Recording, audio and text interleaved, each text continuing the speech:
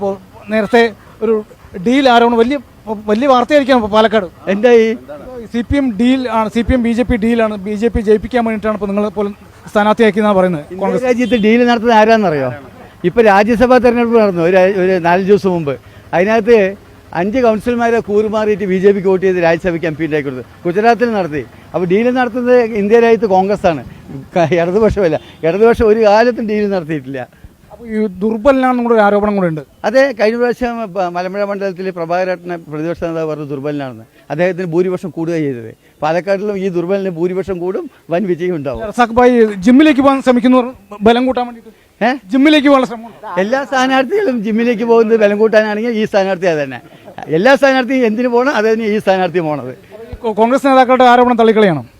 പിന്നെ അവർ പറയുന്നത് മുസ്ലിം വോട്ടുകൾ സ്പ്ലിറ്റ് ആക്കാൻ വേണ്ടിയിട്ടാണ് നിങ്ങളെ നിർത്തിയിരിക്കുന്നതാണ് പറയുന്നത്. എന്തായാലും ന്യായീകരണം മനസ്സിലായില്ല. കോൺഗ്രസിന് മുസ്ലിം സ്ഥാനാർത്ഥിയെ നിർത്താവോ? അപ്പോൾ സ്പ്ലിറ്റാവില്ലേ? എന്ത് വിചിത്രമായ ന്യായമാണ് ഇതൊക്കെ. ഇതൊന്നും ഇവിടുത്തെ മതേതര മനസ്സിനകത്ത് വിലപ്പോവില്ല. ഇതൊന്നും കാട്ടി പാലക്കാട്ടിലെ വോട്ടർമാരെ പറ്റിക്കാന്നുള്ള ചിന്ത ഇനി വേണ്ട.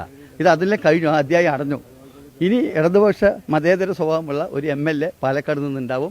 3ാം പിണറായി ഗവൺമെൻറ്റിന് മുതൽക്കൂട്ടാവുന്ന ഒരു ഭരണപക്ഷ MLA പാലക്കാട് നിന്നുണ്ടാവും.